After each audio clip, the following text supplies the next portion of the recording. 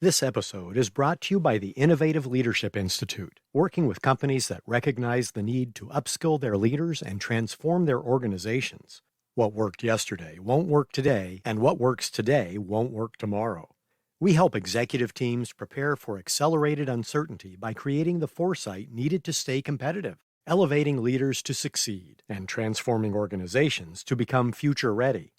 If you'd like to discuss how we can help prepare your organization for tomorrow, please visit innovativeleadership.com and click Contact Us.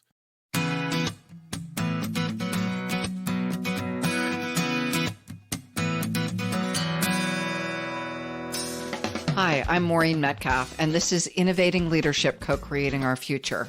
As the founder and CEO of the Innovative Leadership Institute, I am constantly looking for information that helps leaders become more future ready. Today, we'll discuss ITP, or Integral Transformative Practice, and how it helps you build the resilience every leader needs. Our guests are Christina Grote, Board Chair of ITP International, and Pamela Kramer, President of ITP International.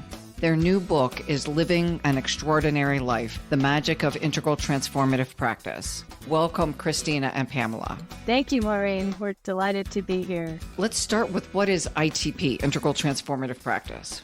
ITP was created to explore our greater nature as human beings. George Leonard and Michael Murphy were both exploring transformative practices and what would bring about long-term positive change in individuals as well as in society. So they spent a couple of years in the early 90s developing an experimental program that was integral. It involved the body, the mind, the heart, and the soul. And they ran it for 2 years to see if ordinary people with jobs and families and normal lives, could have extraordinary transformations the way that we think of the abilities that yogis have, as well as in their ordinary lives, being better communicators, better lovers, better fathers and mothers. Everything, the whole gamut from the ordinary to the extraordinary was what they were exploring with ITP. And they had some very positive results after that 2 years. So they wrote a book together about that called The Life We Are Given. Let's dive a little more into detail. Integral Transformative Practice. What does that mean? Am I giving up hours of my day? How do I build it into my schedule? And why? Well, Maureen, we've prioritized groups and meeting in person as the best way to practice ITP. However, the world has changed since that time. We had COVID. Our groups moved to Zoom. Some of them are now meeting in person again, but we've learned that we can have a virtual community as well as an in-person community. We still believe, though, that face-to-face is best. So in my group, say, we came in, we had, a little bit of conversation, then we did the ITP kata together. So there are 9 we now call core practice intentions that make up the roadmap that is ITP. And one of them is the ITP kata that was developed by George Leonard, who was a 5th degree black belt in Aikido. So he created this beautiful practice that takes about 45 minutes and has Aikido warm-ups and yoga and stretching and joint movements and progressive relaxation, affirmations, meditation. It's a beautiful little integral package in and of itself. So together we do that, and then we'd sit down and have a staying current session. Staying current is another one of the 9 core practice intentions. And so we just share what's going on with our practice, with our lives. And then we'd usually have some kind of informational session. That was our night, usually. The groups all do it differently. We don't prescribe any particular way. The groups have free reign, really, on what they choose to do. So there are all kinds of models out there for that. Pam, maybe you want to add something here. Sure, Christina. In Northern California, we have a group, ITP San Rafael. We've moved into a leaderful format so that each member of our group does a presentation on some aspect of the practice. So it rounds things out and everybody gets to participate. these groups are in different parts of the country and different parts of the world as well. Let's circle back to the title of your book, Living an Extraordinary Life, now that we know what ITP is. How does ITP and an extraordinary life, how do those two connect? When George and Michael created the practice, that's really what they were exploring, is how we can all live into our greater natures. Their exploration is really into our greater natures and our fullest potentials as human beings. So we're not normally taught about a lot of these things, that we have potentials beyond what we normally see in our everyday lives. So Michael wrote The Future of the Body, which came out in the mid-90s, that was based on at least 10,000 reports of exceptional human functioning that he took from different cultures and times all over the world. And he made 12 categories of those extraordinary attributes. So he maintains, and we believe this, that all of our normal human attributes are capable of transformation into their extraordinary attributes, extraordinary expressions. And he views this as an evolutionary move. So when we talk about extraordinary life, it basically means just being able to live into our fullest potentials. One of the things I have been interested in is in an era where we're facing so much change and so much upheaval, especially as leaders, because people are looking to us. Right. We do see evidence of record rates of anxiety and depression in the workplace that need to be attended to. And it seems like this practice, among others, are so crucial at this point in time because they provide us a roadmap that helps. It may not solve for everyone, but it's a huge step forward. So Pam, I'd love to hear more about what you're seeing with leaders and how you are experiencing this impact. Thanks, Maureen, for the question. The notion of integral practice, where we're cultivating all parts of our being, body, mind, heart, and soul, kind of converge internally so that we have kind of our own internal system of support.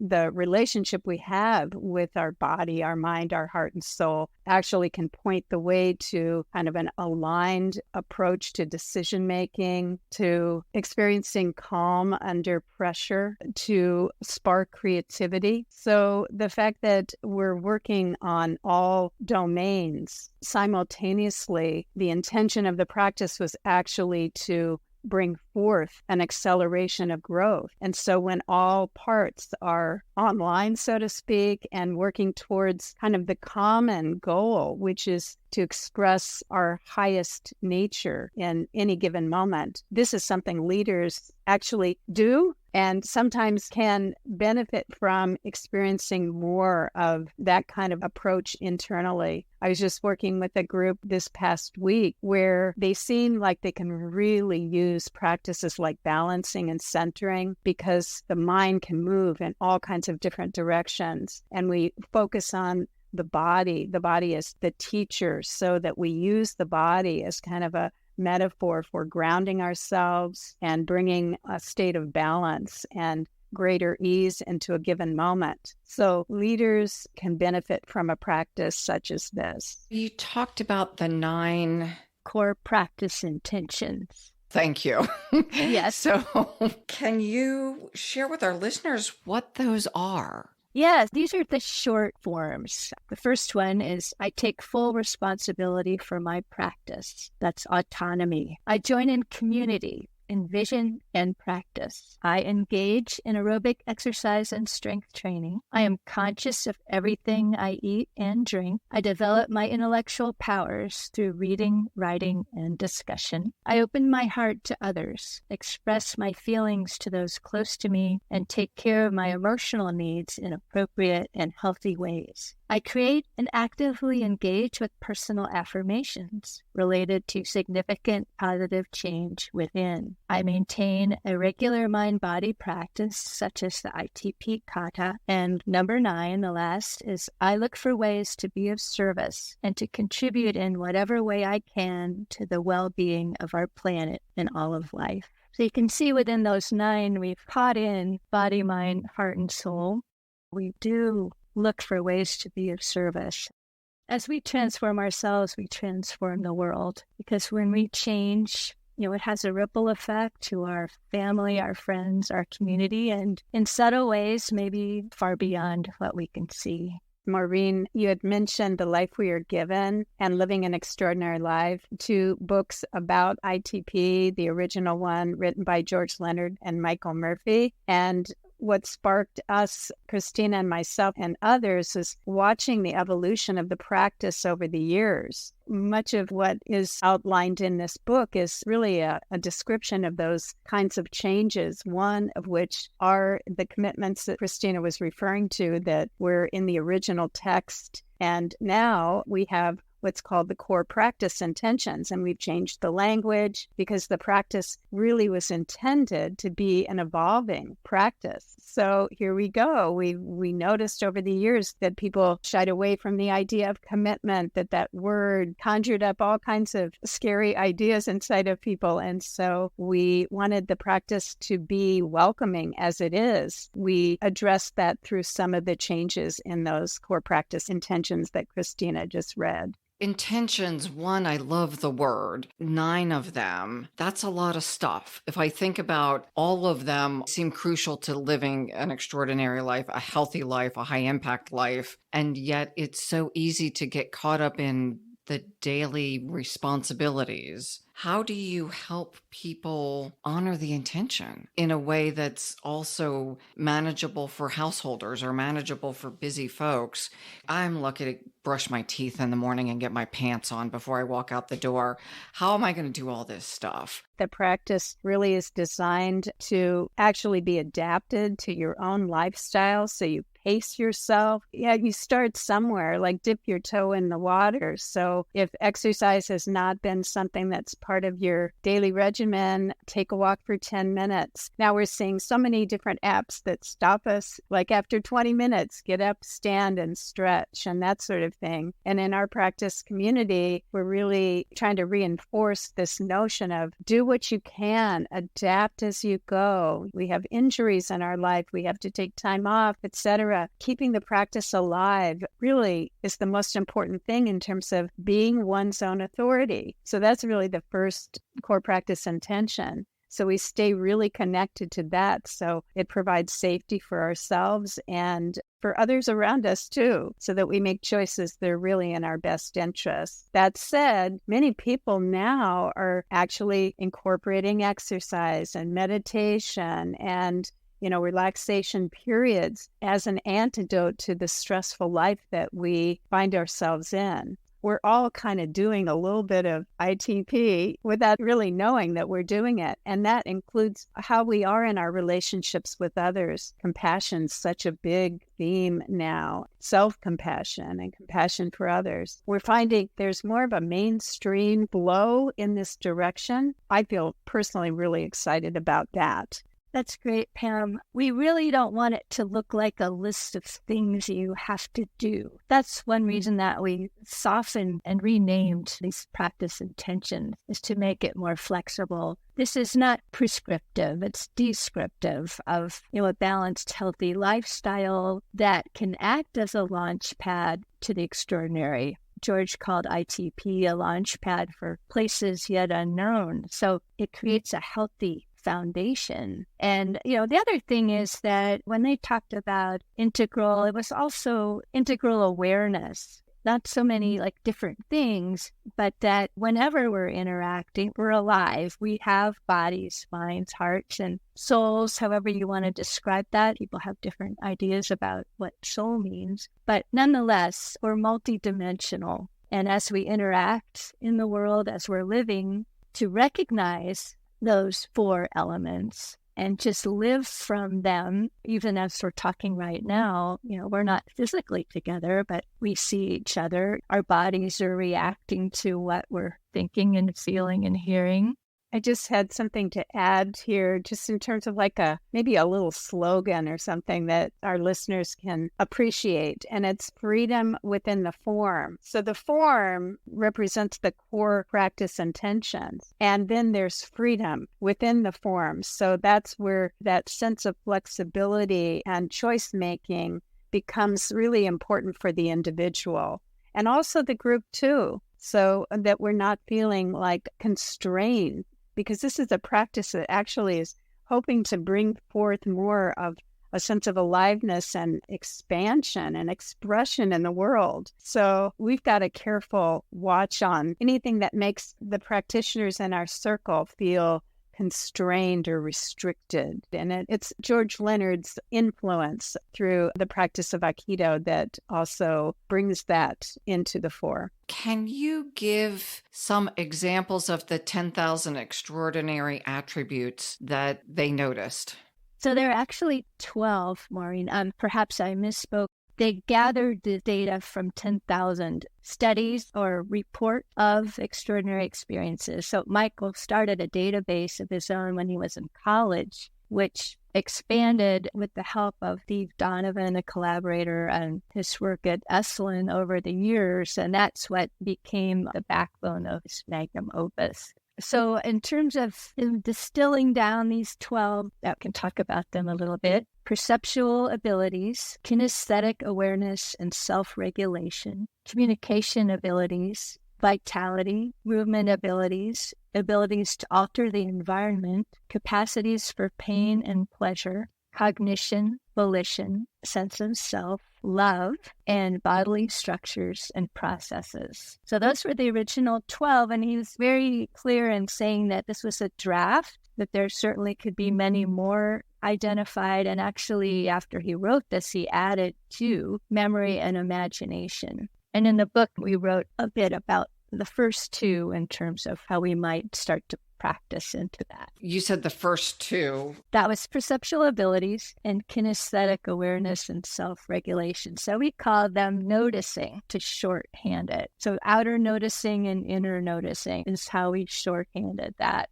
There are ordinary and extraordinary ways of outer noticing, say. So we have our ordinary senses, vision and hearing and taste and smell and touch, for example. So those have their ordinary expressions, but they also have extraordinary expressions. There are people who can hear, a much wider range of sounds than normal hearing, or see farther, for example. Those capacities can be developed to some degree through normal practices. Then there are examples of extraordinary perceptual abilities. So that would include things like clairvoyance, knowing what's going on in another place with people that you're not actually with, for example. So there are those forms. In terms of the kinesthetic awareness, we're talking more about inner noticing. So we have the ability to notice what's going on inside our bodies. We can sense our energetic state. We can feel our muscular tension and sense our breathing, our ease in our bodies, that kind of thing. But we can also go deeper and experience down to cellular awareness, and that was documented. We don't hear about these things too much. Michael likes to say that cultures value only certain things and they'll support those things. Our culture, where we see the most well-supported evidence of some of these extraordinary capacities, is in sports. That's sort of an acceptable venue. You see these athletes doing things that don't look physically possible. That's an example. We can go, well, how did they do that? And if it's possible for them to do it, they are extraordinary, right? They have extraordinary gifts. But we all have latent capacities within us. And really that was the big point of Michael's work, is that it's our birthright. We all have these attributes. They can all be developed into extraordinary versions of themselves if we choose to. We're differently abled in that way. So perhaps you've noticed, Maureen, in your own life, and Pam, I know you have little glimmers, like things that you experience that you go, oh, what was that? And so we're trying to bring more attention to that and have people take those things a little more seriously. Not like, oh my God, I had this experience. I'm an amazing human being now and you can't talk to me anymore. We all have this. It doesn't make us more special than anyone else because we might have an extraordinary experience. It's just part of human nature. I'll add one thing here, just in terms of the inner noticing. I feel like the practice really puts the awareness on what's going on inside. So back to the leaders, just the notion of being able to notice, gosh, my shoulders are tight. What can I do here in this given moment? So we have these small opportunities that are continuous throughout the day to readjust and realign. And actually, the hits that come our way too, somebody says the wrong thing at the wrong moment, or you get the call with some bad news, we have the capacity to notice what's going on inside and use some practices to bring ourselves back into greater alignment and also self-compassion in those moments. So I just wanted to offer more practical features as well as the extraordinary, which, as Christina was mentioning, is our birthright. We're moving into those realms, but at the same time, on the ground here in a busy life with a leader who has multiple kinds of things going on simultaneously, these are small ways to bring a more aliveness and ease into one's daily life. On the inner noticing, the one that strikes me is the thing we call intuition. I've gone in and out of it, that there are times I'm in a conversation and I just feel inspired to say something or feel inspired to stop talking. And years ago, I was very concerned about this. I was on a plane talking to someone and I had a sense that that person was going to be my next boss. At the time, I was seeing a therapist and I told her about it. And I said, I think I'm going crazy. I had this thing happen. And she's like, no, you're fine. And she gave me a book called Inner Knowing, and this idea that over the evolution of humans, that this was a sense that was absolutely cultivated. And with the advent of I can Google everything or look it up on my phone, we no longer pay attention to it for leaders. How do we know when we're facilitating a conversation, that ability to sense what's happening allows us to navigate the challenges with more finesse? I completely agree with this. And these kind of experiences where we get an intuitive hit, so to speak, how to notice it, which is what you mentioned, Maureen, right away noticing. And then what do we do with that information once we've got it? And many things are going on at the same time as we're noticing it. So how can we work on multiple levels simultaneously? What I've noticed from my experience with the practice, it's helped me to be able to do that, to hold multiple dimensions simultaneously. And with this intuitive insight that can come, what are our choice points in that moment? Is there a question to be raised that actually may bring forth more understanding or insight to actually maybe validate that intuitive insight? Just by asking a compelling question opens the door for a deeper connection with another. And synchronicities seem to happen a lot. And that one, I think a lot of people can notice it, but not exactly make sense of it. So just to watch those kind of patterns over the course of our life is not only enriching, but actually is useful to make the kind of choices that move you in the direction of the integrity that lives inside of you as a leader, I think are priceless kind of gifts that already live inside of us. Yeah, there is something called the strangeness curve, that the more unusual an experience is, the less likely we are to even notice it. We tend to push those things aside in our consciousness. So one of the things that Michael did in his book was to detail some ordinary examples of these kinds of extraordinary attributes, like how it might show up in your daily life. Like, gee, these things do happen. And Maureen, what you report is interesting, whether it was a synchronicity, a precognition, a memory of the future. There are lots of fun ways to look into that, which, we do explore in the book. I also want to mention there's a book that came out in 1974 called Executive ESP. It was The Proven Links Between Hunches and Success by Douglas Dean and other authors. And they actually did quite a bit of research into this and found that, successful executives are the ones who were able to distinguish their intuitions and act on them in a generative way. One of our other guests talks about biases and data and the bringing together of hunches and knowing when my hunch is something to follow and when my hunch is interesting information, but I'm not going to do that. Mm-hmm. Really refining that capacity, because I've had hunches that if I did them would have been unfortunate, and other And others that were quite helpful. Yeah, it takes some time to distinguish that. And I'm sure that you've been exploring that. Pam and I have both been doing this practice for 20 plus years. And I think we're both noticing an increased ability to distinguish and just be open to, we call them downloads. Sometimes, we're trying to work out something and don't quite know what to do or what the answer is. And I'll just be doing some random thing sometimes, but a lot of times it's just as I'm sitting down to meditate, something I'll just drop in. And I write it down because I don't necessarily hold on to that information. And of course, it's not always correct or something that should be acted on, but it's like, oh, here is something to look at. But I do notice that I have a response in my body when it feels like the right thing, or at least in that moment, my body responds in a certain way. It's like a physical settling or calming or, oh yeah, that seems right.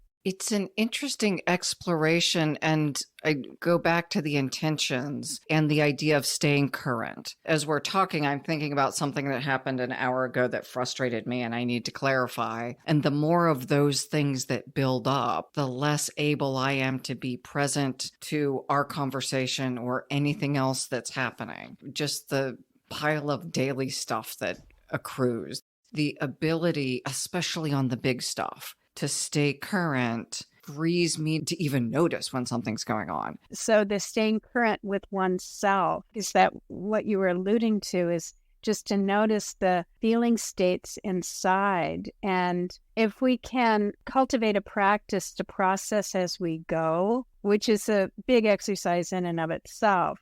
So to notice the feelings and where they show up in the body, and to be aware of any associations to those feelings, because sometimes there's a pattern that we can relate them to, some kind of holding inside that has a story behind it. Nonetheless, it's a busy day and lots is going on. So how can we notice that and do kind of a personal protocol, create a protocol so that you notice, you're aware of the feeling state, and you bring forth, actually at the same time, a relaxation that can permeate your being so that you have more spaciousness to be able to then do the next thing. And at the same time, notice, gosh, I'm near a hot object and I better beware. So there's multiple things going on simultaneously. I've developed an affirmation that I process those hits, those experiences as I go. In other words, avoiding that pileup that you were describing. And there's a practice in Aikido, which is called the randori. Randori is multiple attackers come at one practitioner. So you get the practice of being able to address multiple things simultaneously. So that's a metaphor for what happens in everyday life. So staying current with oneself then gives more capacity to be able then to engage with another. Sometimes we have upsets or disagreements or surprises. And how is it we can express our feelings skillfully with another is part of our practice, so that we start from within and then we extend out. And then there's a practice with the group too, because staying current with a group when you're collaborating and trying to, work on a project together, multiple points of view, and how can you hold all of that simultaneously and stay connected to yourself at the same time so that you don't lose your inner rudder or compass that gives you the direction you're seeking. The concept of hara or center figures strongly in ITP, and that comes from Aikido as well. The hara is our center, so in the body, it's a few inches below the navel, in the center of the abdomen. The concept is that we try to move from center. So when we're in our center, we're grounded, we're in the present, we can move from there, the dynamic balance that we're in. So the Japanese have a concept of living from center. We keep our own identity, but we can move with whatever's coming at us. So I know that's part of the randori. It's like, yes, it's all coming at you, but you're centered in yourself. You're in the present and expressing yourself authentically while you're dealing with everything else. I think of checking my email almost feels like multiple attacks at the same time. That's true. Not people attacking me, but just stuff, too much stuff. And business meetings can feel like that, just people with different points of view. And we encourage that. It's healthy, but it doesn't always feel good when everyone disagrees with me. And the ability to synthesize people's input and still have them feel respected. And so I think part of what feels so challenging is if I've got 5 people in a conversation and we're trying to create something, they all 5 come in with a different point of view. And often I know that there are hard feelings between the different ones.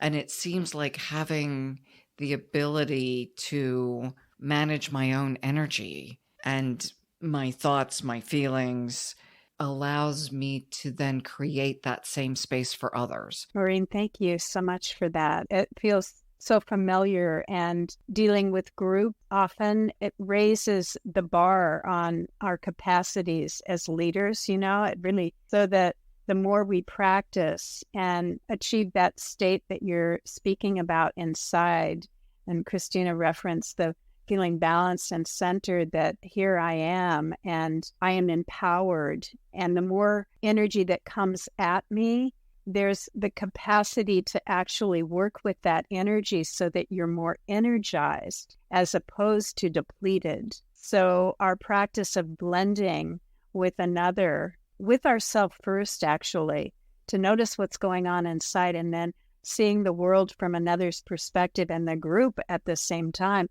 can be a very energizing kind of practice. And in our community, we've developed a program called the Key of Cooperation, and key meaning energy. We're working towards creating more of an easeful flow of energy and staying with that flow of energy. And so we work in the Key of Cooperation on finding common ground by noticing what our mindset is, our value system. We actually go through a number of different elements like that, along with our integral awareness and blending. So we practice those different kinds of aspects, and then it creates more capacity to be able to allow that creative process to flow, especially when we're respectful of ourselves and one another. Then it creates more space for a creative kind of integration to occur. And that's what I think we need in our lives and on the planet at this point in time, that space of cooperation where all voices are heard, and at the same time, we use our creative know-how together as a group to find that flow that basically works for all. And that means also sometimes I'm going to give way because the flow really wants to go in a certain way. And so I'm going to trust in that flow. So those are just some ideas around the group dynamic related to how to build energy as opposed to feel depleted. Let's go into a practical example. Let's do the grace practice. And I'm going to actually stand up as we do this and do it along with you. So Christina, if you would lead it. This is what, a couple of minutes? Yeah, and it can be very quick, or you can draw it out as much as you like. So we'll do a quick version. Listeners, you can stand or you can do it seated. It's very quick and you can do it really anywhere. GRACE is an acronym. It stands for ground, relax, aware, centered, and energized. So we'll begin with grounding. So we like to begin with feeling our feet connected to the earth and imagining a line of energy extending down from the soles of the feet down to the center of the earth, and just feeling yourself connected to that power from the center of the earth, and then bringing that up through your legs, your torso, out the crown, way up into the sky or the heavens, as some people like to say, and then bringing that same line down through the crown, the torso, out the legs, and rooting it again deep in the earth. And then relax. R for relax, beginning at the crown of your head, just starting to feel a warm, melting sensation, just feeling the scalp, perhaps softening the forehead, the eyes, the jaw, the tongue. Take a deep breath, let the shoulders drop, just feel them melting down towards the floor, relaxing the rib cage and the diaphragm, the belly, the hips. Just letting your knees be slightly bent, not locked back. And again, noticing your feet on the floor. Just checking your balance side to side, front to back, making sure your stance is even. And now A for aware. So first noticing your internal state. Just how's your body feeling physically? Do you notice tension, any discomfort anywhere? Just noticing it. Noticing your energetic state, your mental state, the state of your spirit, your energy in all levels, body, mind, heart, and soul. And then you can extend your awareness out of your body, say into the room around you. What does the energy in the room feel like? If there are other people there, what do you pick up about their energy state? And you can even go farther if you want outside the walls. What's it like outside right now? And then just coming back to your body and bringing your awareness to your center.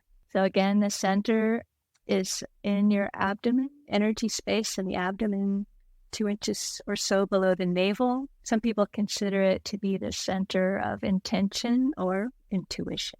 As we go through our day, our practices, we want to live from our center, present and balanced, and bring forth our best self. And lastly, from the center, we energize. So if you like, you can reach out your arms and spread out your fingers. And just imagine that you've got high voltage energy streaming out of your hands, your back, the backs of your knees, your elbows, moving yourself into an energetic field that's all around you. We can't see it normally. Some people can.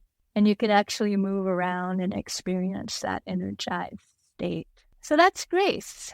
Ground, relax, aware, centered, energize. It takes longer to talk through it than it does to do it sometimes, but sometimes I spend quite a bit of time just really feeling into all of those aspects and really deepening that. It's a handy little practice. You just did the practice of grace for all of us. As a busy person in life, where do people use this practice? In the grocery line, in the restroom, on the train, In the boardroom. in the boardroom. Really, nobody has to even know you're doing it, right? You don't have to reach your arms out for energize if you don't want. Just imagine a bright light around you or energy shooting off of you or, whatever works best. Well, and I love the idea of doing, as I'm thinking of energizing and I'm walking into something, especially something that could be tricky. Yeah. It's so easy to walk into something and think, oh my goodness, I just have to make it through this hour.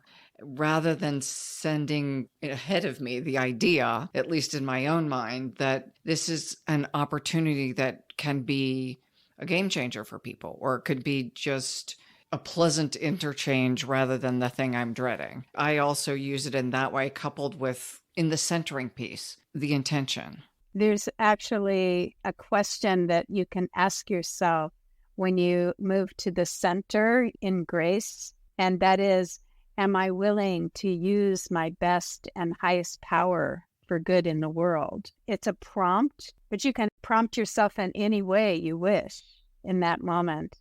And when you bring that centered, balanced state into an environment, it actually has a ripple effect, is my experience in a group situation. It's contagious. That's really beautiful. And sending that positive energy ahead of you is beautiful too. And another thing, we work with affirmations. You can create a short positive affirmation about that encounter having already happened and having, worked out the best for all concerned, whatever the situation might be. And then you can hold and, empower that affirmation too. So they're like intentions that are crystallized into short statements. I love the practicality that I don't have to go put on yoga pants to do this. I can kind of do it wherever I am. Although working from home, I have on yoga pants more than we will admit. It's a portable practice. Yeah. In the airport, sometime I'll find a little cozy corner and I'll do the standing kata, definitely do grace. So you can take it wherever you go, and the practice comes with you. Thank you. Let's talk a little bit about the idea of evolutionary love. What is it and how does it relate to this? But when Pam and I were exploring what you put into this new book, one of the big topics that's come into our community is evolutionary love. That was brought to us by Adam Crabtree, who's a therapist in Toronto, Canada. The idea is that we're unfinished beings. We're all evolving. We're going to make mistakes. We're going to fall down. But nonetheless, we are all evolving souls, if you want to put it that way. So we're part of this evolutionary unfolding. And the concept is that it is love that is powering this evolutionary movement. Love that is moving the sun and the stars, as Dante said. It's the foundation of all of the evolutionary urges that we feel when we feel the urge to go beyond and self-surpass. That is the same urge that is powering the evolutionary movement. And we see that as being love. So that's what Adam wrote about. It was a concept that was brought forward by Charles Sanders Peirce, who was an American philosopher. He wrote about it in the late 1800s. And he didn't write much, but Adam really got interested in it and expanded on it. And we have really embraced that as a community. Part of the practical way that I use it is not to excuse bad behavior, or negative behavior, but you can see, that person, say, in their greater nature, they have greater potential as human beings. And that, we talk about, every being having a spark of the divine, and all things do. And that is an evolving thing as well. So as we evolve, that divine shines forward more brightly. So that helps me, if I'm angry or I'm angry at myself because I didn't do something the way that I had hoped that I would. It's like, yes, but I am an evolving being too. We're not finished yet. It certainly does give space. And let's go back to grace, for grace with ourselves and others. One of my jobs, it feels like, as a coach in that role, is to see the best in people when they can't see it in themselves. To your point, it does not excuse somebody just slugged somebody in the face. Right. That's inappropriate behavior. But someone who's really struggling with being better at dealing with conflict, being better at communication, to be able to imagine what brilliant success would look like for them, helps them become that, helps them even know it's possible. Absolutely. I really appreciate the distinction, because I don't want people to hear delusional, that I just act like it's all okay, but that in fact, this is an opportunity to see what's current, what's possible, and actually work to close the gap. Right. And it's important to have evolutionary love for ourselves as well. Self-love is so important, because if we, are not loving ourselves, it's very difficult to extend that to others. It's near impossible to extend it to others when we mistreat ourselves. So we're not doormats, we're not letting people abuse us. That's part of our love for ourselves. We have to hold people accountable. But at the same time, to see them as evolving and, presence their greater nature, like you say, so they can move into that. If we see them as already having realized their fullest potential of body, mind, heart, and soul, that will definitely help them to feel into that. And I have to say, I'm uneven in doing it. That's my aspiration. And some days I'm great at it, and other days I'm just cranky. So we're human. That's how it is. Pam and Christina, thank you both so much for writing this book. We keep coming back to, at this point in time, as leaders, we set the tone. Our physical, emotional, spiritual state is contagious. So it is our responsibility to care for ourselves so that we can extend that care to others, and so that we model health, because we want them to be healthy. Even if it's just a bottom line, we want people to be productive. So how would people find you? We've got lots of opportunities for that. Thank you. We have a website that's chock full of all kinds of interesting articles, and there's a web page there that is entitled Living an Extraordinary Life. So we are at www.itp-international.org. And we do have a Facebook page of the same title. We have programs galore. We also have a leadership practice, integral leadership mastery.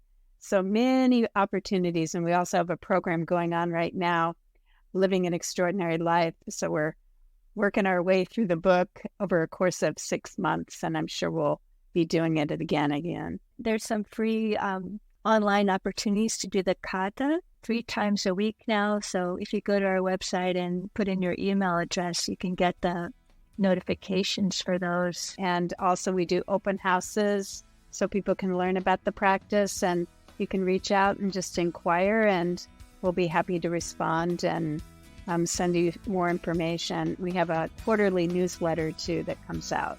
So lots of places to play and practice together. Thank you both. And thank you to our listeners. I trust that you are finding valuable information that you can take into your own practice. And I hope that you will check out the book and the ITP practices as they support you becoming the best leader that you can be.